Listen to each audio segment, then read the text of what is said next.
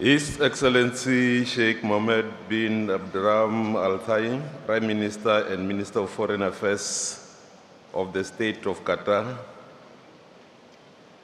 the rest of the delegates with Honorable Steve Witkoff, the United States Special Envoy to the Middle East, distinguished panelists and members of the high-level panels to Global Security Forum, ministers and ambassadors in attendance, senior officers in defense and security establishments, humanitarian and non-government organizations, ladies and gentlemen.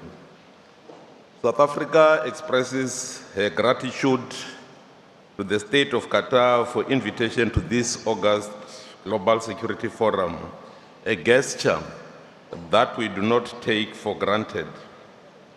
For us as South Africa to be part of this auspicious occasion is more important and special in that it is taking place at the time when we are also celebrating our freedom and independence, that on a yearly basis we celebrate on the 27th of April. This year, we have decided to celebrate it under the theme, United in Resilience for Defense of Our Freedom and Democracy. As we are gathered here today, under the theme of impact of non-state actors on global security, this resonates very well with our theme in our intrinsic historic mission to defend human freedoms and democracy as part of our contribution to global security. Whilst we invest our energy to resolving and seeking solutions to contemporary challenges of changing dynamics of conflict, where we are constantly confronted with asymmetric warfare and more involvement of non-state actors, South Africa has accumulated a vast well of experience, insight, and knowledge in peace support operations as part of conflict resolution since 1994. South Africa has been part of several peace support operations since then. This forum, therefore, offers us an opportunity to reflect on various salient issues that we as the people believe are important. Given the 5 minutes allocated, I intend to reflect on few lessons learned on the issues that South Africa encountered in our region and our continent as part of peace support operations. And the desired outcome is sharing of what we consider as best approaches or practices that we have adopted as part of SADC in conflict resolution in the region and in the continent. As a military practitioner, I have opted on an approach that is rather practical than academic and make use of what we term the appreciation, or others call it an estimate process. And in the process, I made only one assumption. The more things change, the more they remain the same, and therefore, nothing reflects the reality better than the tactical level appreciation on the enemy, which is based on observe, orientate, decide, and act, and the acronym being the OODA cycle. And in that way, the head, the hands, and the heart then become central in understanding the dynamics of conflict. In bullet form, I just start off by saying there is a crucial statement that was made by Harry Truman in 1949, which is still very applicable in today's world and global arrangements. He said, I quote, "Each period of our national history has had its special challenges. Those that confront us now are as momentous as any in the past. The first half of this century has been marked by unprecedented and brutal attacks on the rights of men and by the two most frightful wars in history. The supreme need of our time is for men to learn to live together in peace and harmony, close quote. That was said in 1949 and is still very applicable today. Qatar has been central to matters of conflict resolution, mediation, and peace building within the Middle East region and beyond. For us, as members of Southern African Development Community, we appreciate efforts made by Qatar, particularly in the Great Lakes region, for trying to resolve the problem in Eastern DRC. South Africa is a product of negotiated settlement, and we have learned that inclusivity is a key to successful peace brokerage. Indeed, as stated yesterday here in this forum, the key characteristics of mediation are inclusivity, neutrality, access to stakeholders, legitimacy, applicability, and discretion.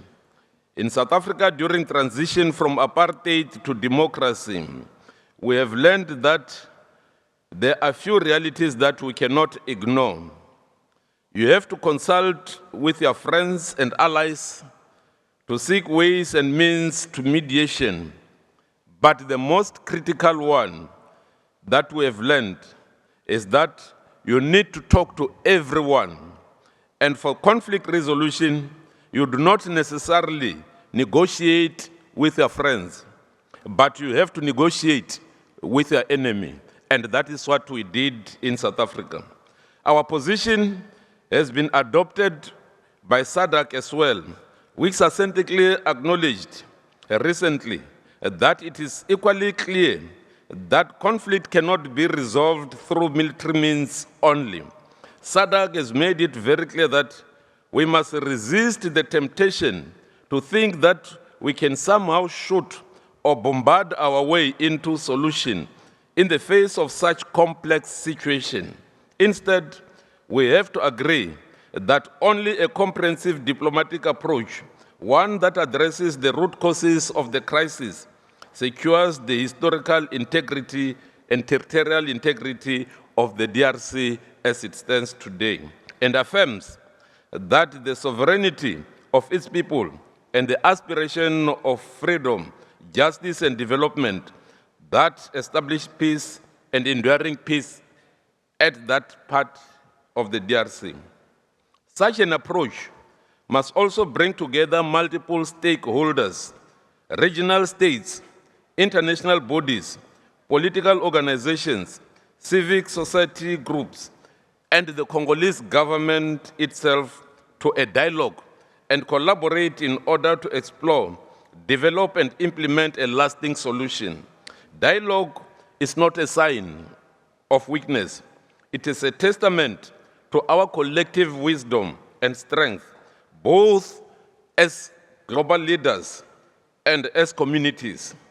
It shows our capacity to articulate issues patiently and clearly, listen to each other, consult comprehensively with a common goal in mind, and negotiate patiently until we reach a better outcome than a bitter result of bloodshed.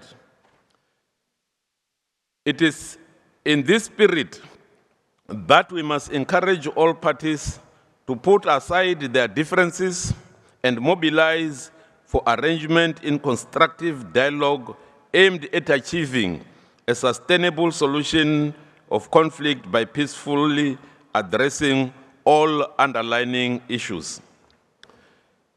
Stewart once used the groundbreaking work of the great Sen in 1999 and interpreted that security is occurring where there are low levels of insecurity, where insecurity consists in interpersonal violence or risk of it.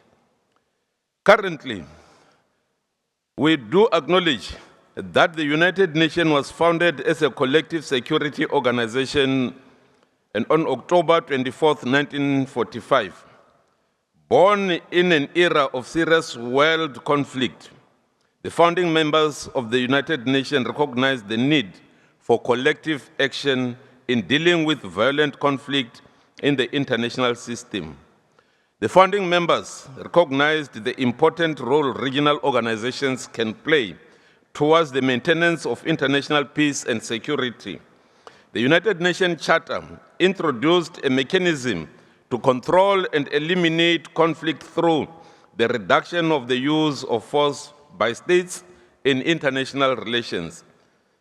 Chapter 8 of the United Nations Charter provides that regional organizations shall make every effort to achieve pacific settlement of local disputes before referring such disputes to the United Nations Security Council. Multilateral organs has a crucial role to play, but today, this bulldog has lost its teeth, and there is a need to consider an urgent visit to the dentist, at least to get some false teeth. The United Nations has been unresponsive to conflict, and the cries and challenges of death and displacement has become just numbers with no emotional or human feelings. There is an urgent need to reform the United Nations, and particularly the Security Council. Africa is a sleeping giant which is on the dawn of reawakening, and therefore deserves to be central in determining the world order. We do believe that there is a symbiotic relationship between peace, security, and sustainable development. Peace and security is essential components of sustainable development, as articulated by one of our great African leaders, Kwame Nkrumah, who once said, I quote, "The forces that unite us are intrinsic and greater than the superimposed influences that keep us apart." At the heart of sustainable development is the need to promote peace and security. As I conclude, South Africa as a country, central to our region and participant in its socio-economic development, peace and security, has a vested interest in the resolution of the conflict in the DRC, which we have been seized with for more than 2 decades. First, as part and parcel of the United Nations mission, and now recently, as part of the SADC mission that had been given the task to pacify and support the government of the DRC. We recognize the role played by Qatar in the achievement of peace, also in Gaza, with the establishment of the National Committee for the Reconstruction of Gaza and the appointment of Ambassador Abdullah Al-Ahmadi, who has succeeded in the resolution of a variety of crises in the region, and most importantly, the ceasefire in Gaza. We are confident that through the leadership of the Prime Minister, these initiatives will go a long way towards lasting peace and security beyond the Middle East, but the world over. His Excellency Prime Minister Sheikh Mohammed bin Abdullah Al-Thani, we wish to once again thank the people of Qatar for the invitation and opportunity to be part of the high-level remarks at this global forum. Distinguished delegates, I thank you sincerely.